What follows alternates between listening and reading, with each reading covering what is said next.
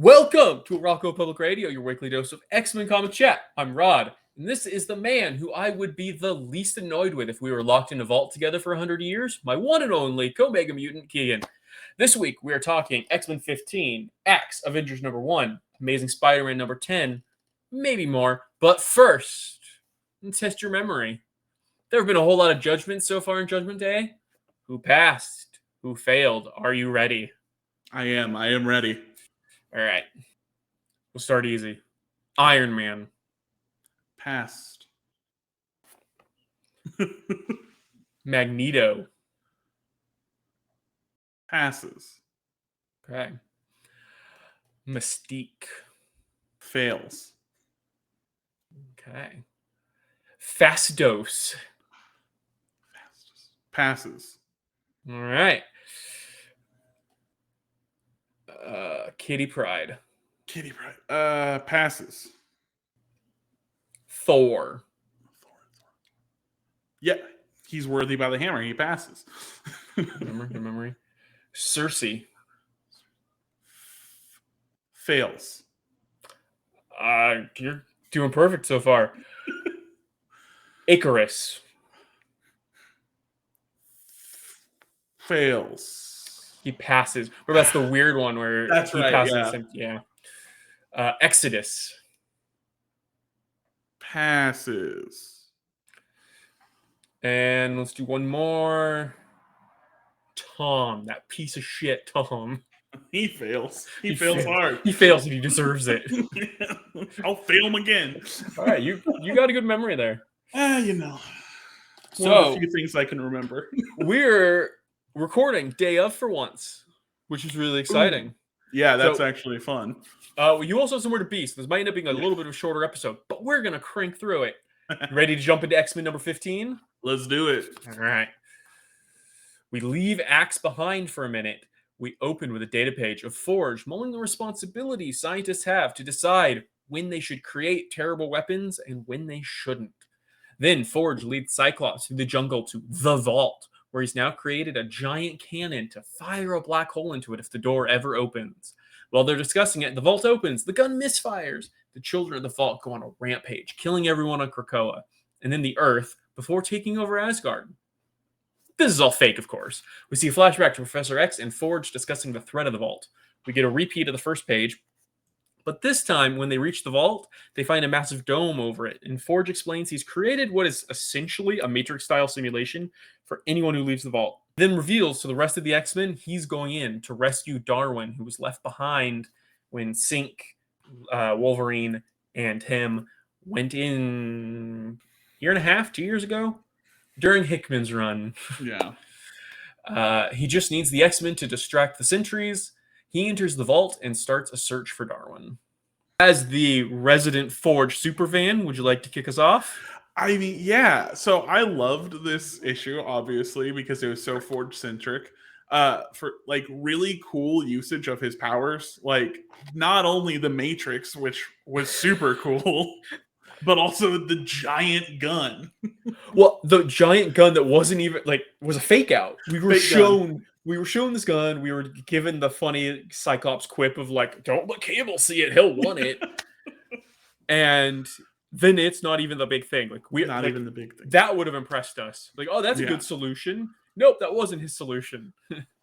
So I guess as far as I understood it, he created the big fake gun within the Matrix and then created the Matrix around it.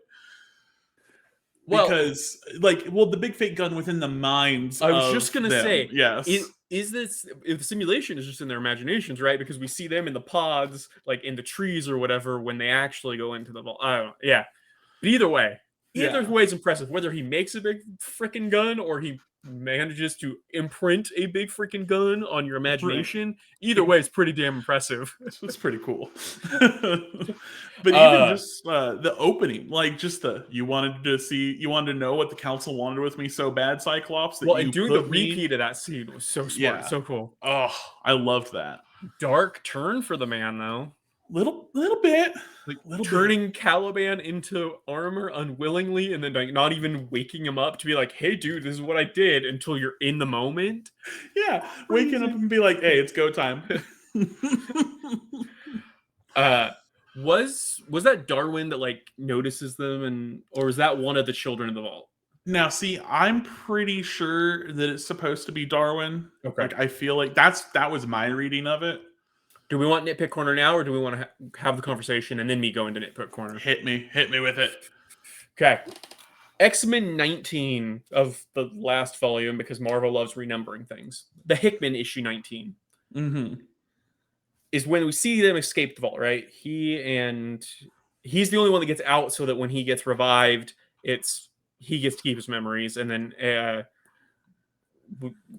Darwin doesn't get out and Laura loses her memories, right? Yeah. Mm-hmm.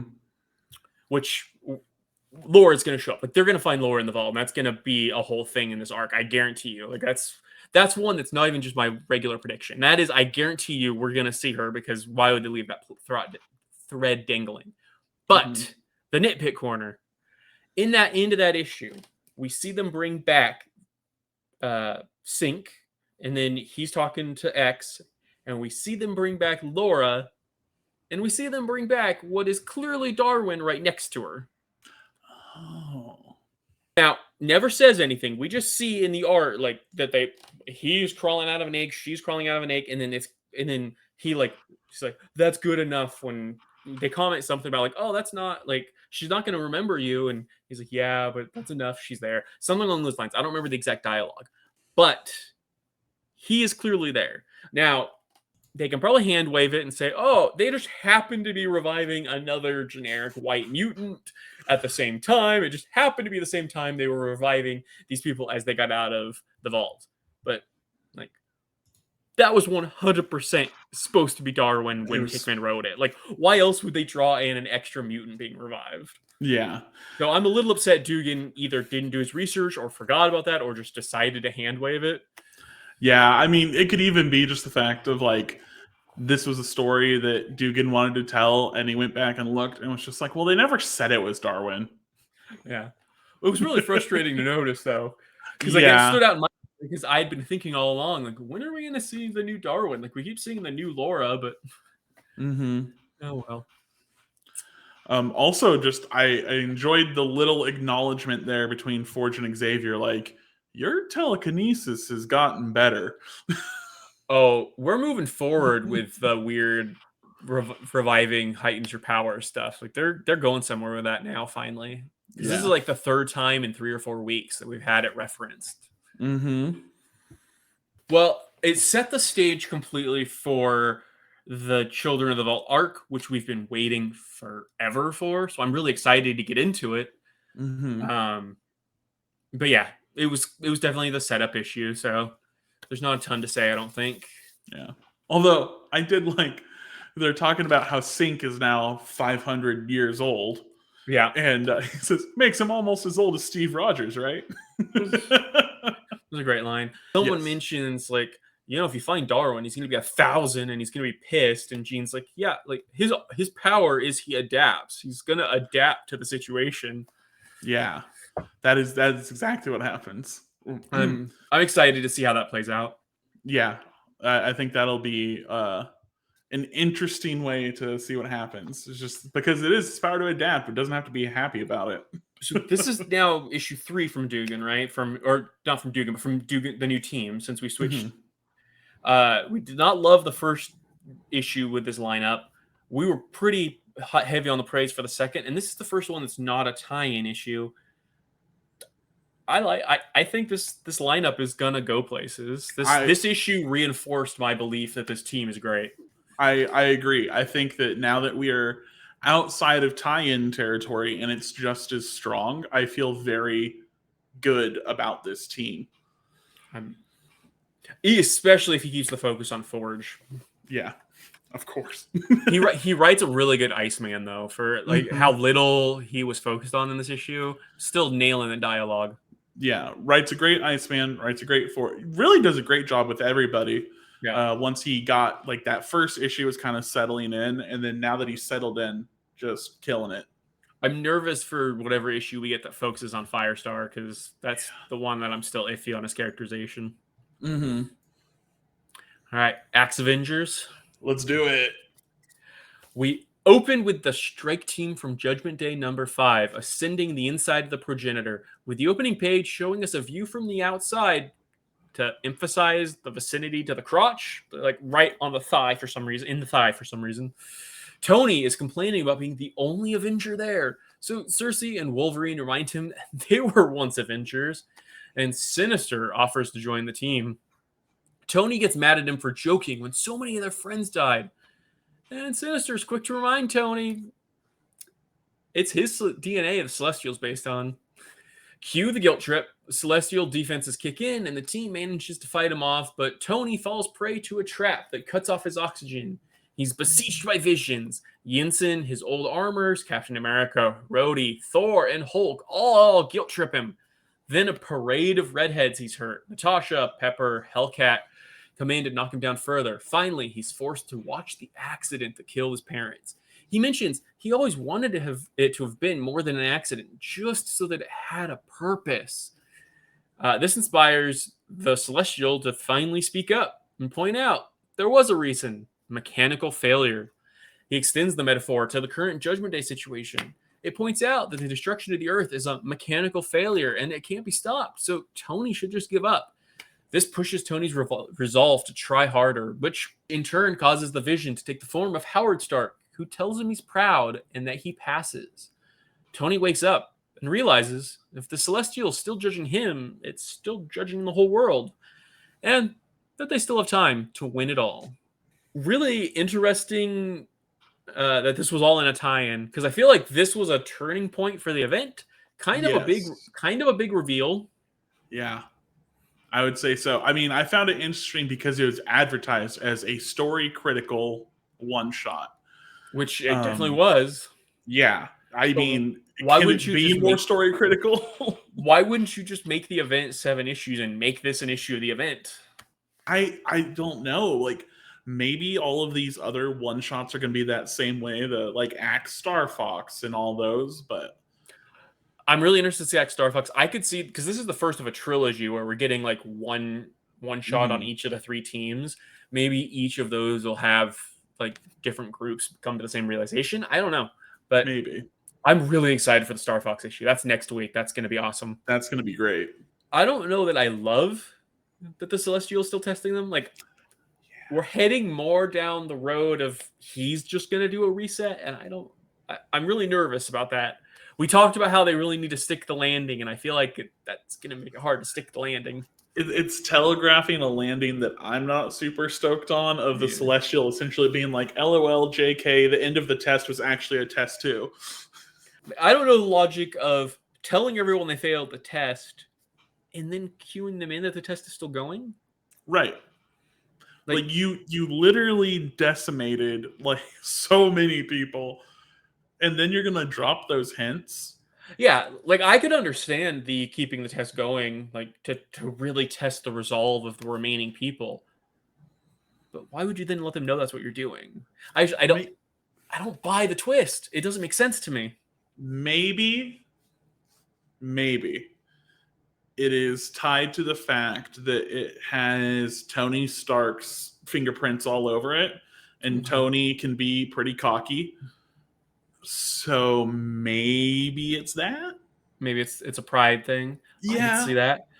I as you were talking, like I could definitely see it being that. I could also like maybe that's really he's only hinting to like a select few that are the ones he really wants to test their resolve specifically. Maybe I don't know where Gillen's going. Maybe he's like, I need to test you, father. There we go. I think we're going to need the context of the other 2 that this is a trilogy of to really understand what the goal is here. I agree. I think that each one is going to be a piece of a puzzle that like really clarifies everything. If it goes the way that this one alone looks, I'll be pretty disappointed. But if the other 2 can add some other viewpoints that make it a little more in line with what I was expecting, then that's great. It's going to affect the X-Men. It's going to affect the Eternals. and that's it. And I'm okay with that. Like we kind of predicted that. I wanted the resolution to be satisfying. Like Hmm. we know where the end game's going, and that's okay. I just don't want it to be as simple as a snap of the fingers, like JK. Yeah, That would really upset me. I agree. I don't know if you have one. I have a line of the issue. Yes. What is yours? Mine is Jean Grey when Mr. Sinister says something snarky, which Sinister is great in this. Kieran Gillen should just write a Sinister ongoing. But anyways, uh, he says he is. Mr. Sinister just says stupid things to show off. And then like death stare at Tony. I understand a lot of geniuses do that. It was so good. Yeah, that I think that's mine too. Does. Um, although I did really like with Sinister, and he's like, "Oh, don't worry about it. These pheromones disguised me when I first plundered the Dreaming Celestial. We should be able to get past it secretly, and then it doesn't work, and so he just starts screaming, "Plan B, stab them, Logan! Stab them with your claws!" Yeah, and that was like right before this. So It yes, was immediately both of those before, moments. so it's are so really great. all in that sequence is just perfect. Um, the Federico Vicentini art was Beautiful. breathtaking. Like I looked, and the only issue I've read from them recently was the most recent Wolverine issue, which did not blow me away in the same way. This was fantastic art all the way through. Mm-hmm. Even the crotch shot of the Celestial. Yeah, that was goofy, but the art really did well, especially when it was like all of the people that died coming to like talk to Tony. Oh, the Hulk that was an amazing Hulk. Yeah. Mm. Was this entire issue a clapback at the MCU, or I guess specifically the Civil War? Thank you for bringing it up because I Film thought the of the MCU? same thing. I Like, thought for sure. so the flashback I covered in my summary, but the flashback of Tony's parents' death was drawn just like it was shot in the flashback scenes. If it was Civil War, right? I'm trying to remember which MCU movie it was, but I'm pretty sure it has to be because Tony hating Bucky for being mind controlled is the whole reason Civil War keeps going. Yeah, so it looked visually so much like the scene where we see the old like grainy videotape of the Winter Soldier being the one that causes the car accident, and it hits home like Tony saying like, "I always wanted it to have been more than just an accident, but that's all it was. It was just an accident. Be sure you understand that my parents' death was just a car accident." Like they really if there was a hammered it reason home. and it wasn't an accident, then I could have done something about the reason and it not being an accident. But it was like they nailed that down hard, and it Yeah. really felt like Gillen saying he hated that twist. Yeah, I think so too. I do like the way that memory pushed Tony. Like I don't know if Gillen has written a lot of Tony. We were talking last week about how this event has been a whole lot of him writing Captain America because he gets Captain America so well. Mm-hmm. I felt like he got Tony here. I liked this Tony. He gets Tony very well. This is the most I've liked Tony in a long time. I am excited to read Dugan's Iron Man when it starts. Like that's Yes. gonna be good. But yeah, I haven't read the current Cantwell stuff because again, I came back to comics like as it was already 30 issues in, and I have not jumped in yet. So Yeah. all right. Are you ready to go around the Marvel Universe? Yeah, absolutely. You sound a little too enthusiastic to talk about Amazing Spider-Man number 10. Oh, because I want to dunk on it so bad. This issue was so stupid. So we had to read it for this podcast because it was a Judgment Day tie-in. I don't know when it takes place. Now that we know he keeps judging, it could land anywhere. It has zero X-Men impact. It has zero impact on the event, but Peter Parker faces Judgment, as does Aunt May, and her judgment comes in the form of Uncle Ben just chilling with her, I guess. Yeah, so that's one thing I found really weird about it is, we've been talking about the inconsistent rules of the progenitor and the inconsistencies in how judgment comes. But this one especially because it just felt like everyone just kind of had these people hanging out with them, watching, going about their day that no one else can see. So for the context of anyone that didn't read it, because I'm not going to bother summarizing the whole issue, but basically, Gwen Stacy, the progenitor as Gwen Stacy, follows him around for the entirety of like him going and visiting all of his family and friends and trying to help people out and getting dragged to work by Norman, and it's just like hovering next to him. And that culminates with Norman like comes out of the office and he does kind of a because he doesn't want poor Gwen to have to see Norman, even though it's not really Gwen. And so the Gwen Stacy like progenitor leaves onto the balcony. He follows it out on the balcony and it finally speaks and ends up like not only passing him but being like, I'm gonna give you a gift, and turns into like the actual Rev- Gwen from heaven or whatever the Marvel Afterlife is. like revives Gwen Stacy for a quick 2 minutes. And like, Hasn't aged a day. well, and like she does this horrified, like, where am I? Oh, you've aged so much, Peter. What's going on? But then at the end is like, he says I have to go now. Yeah, what? Why is the progenitor suddenly reviving people? Well, where does he get this power? Yeah, Like, like just because Peter's good, like I liked a couple scenes in it. I hate to admit, and I yeah, probably will like deny if you ever come at me on TikTok and like you liked something in that issue. But I liked the Ben Riley scene where he's on a rooftop and he's talking about like, yeah, Ben used to come here to think. Like me too, because he's my clone. But eventually I'll stop coming here. I keep hoping he'll show up. mm-hmm. Even Peter hates the shit they've done to Ben. Yep. Um, I liked him and Miles having a moment. I just thought that Yeah. that was nice. Yeah, this had some weird. Does this happen before or after what we've already seen? Because like that, yeah, was Yeah. that before or after the thumbs up? And then the Kamala and so we see Yeah. Kamala and she's got Captain Marvel like watching her.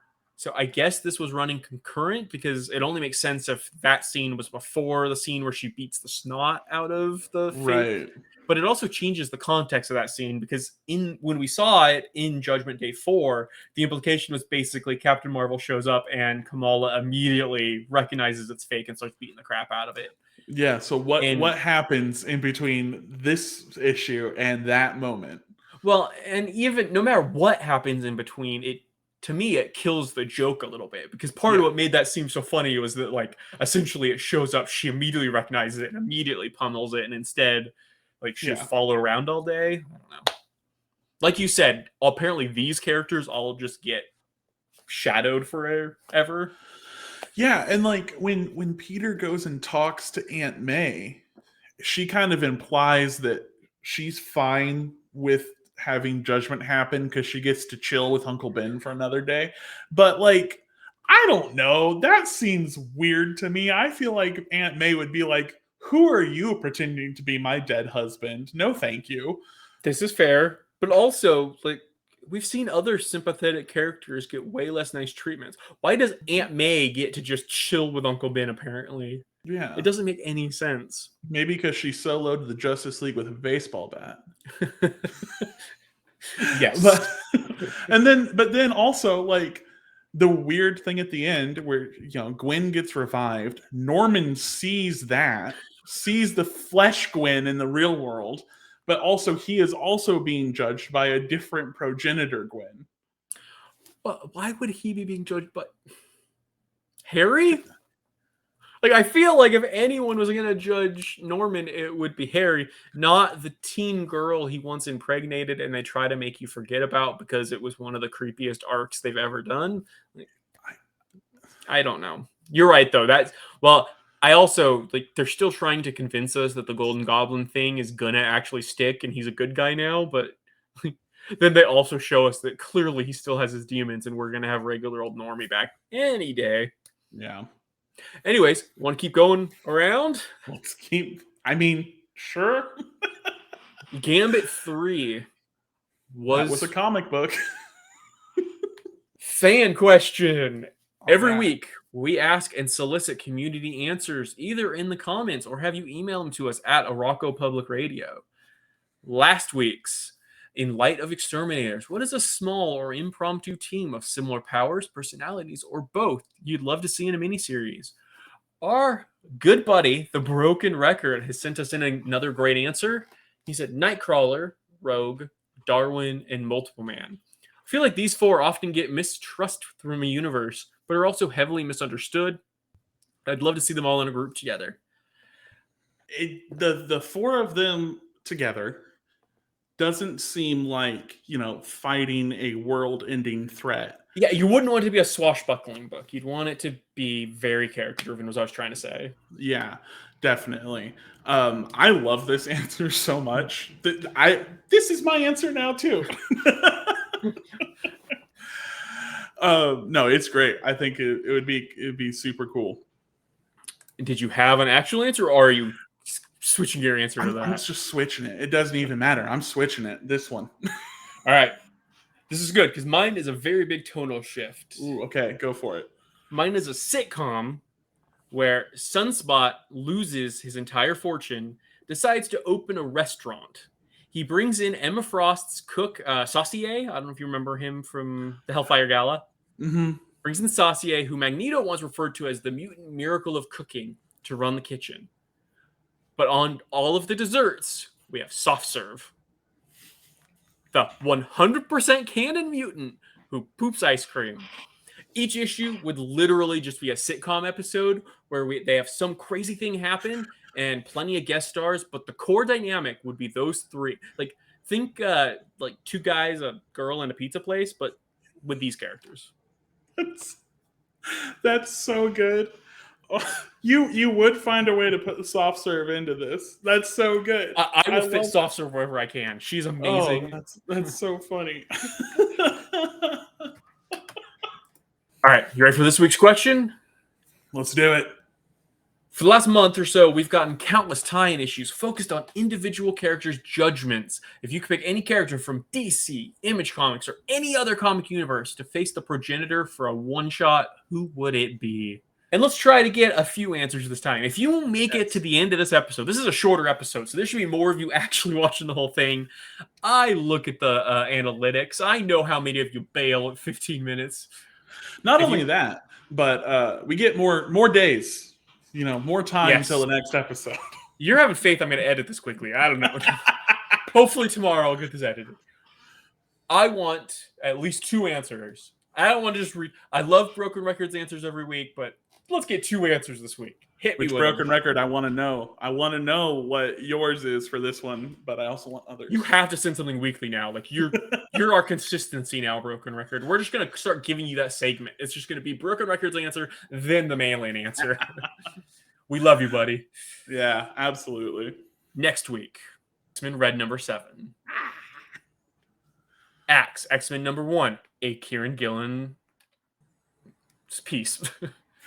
Axe, Star Fox number 1, Kieran Gillen again. And then Marauders number 7. So this is Al Ewing. This is double Gillen.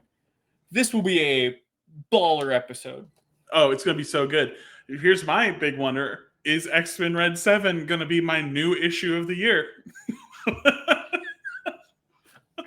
My prediction, it'll be really good, but it's not. There's no way they could top it yet again, right? Like you say that, but that's how I felt the last time. So yeah, but the Hour of Magneto was pretty hype. Like, yeah, that's true. I feel like, this is probably going to be like his funeral, or like maybe not funeral, because that'll probably wait till after Judgment Day. But it's going to be the fallout from him dying. It's going to be a very powerful issue. I don't think there's any way it tops, but you might. We'll see. We'll see.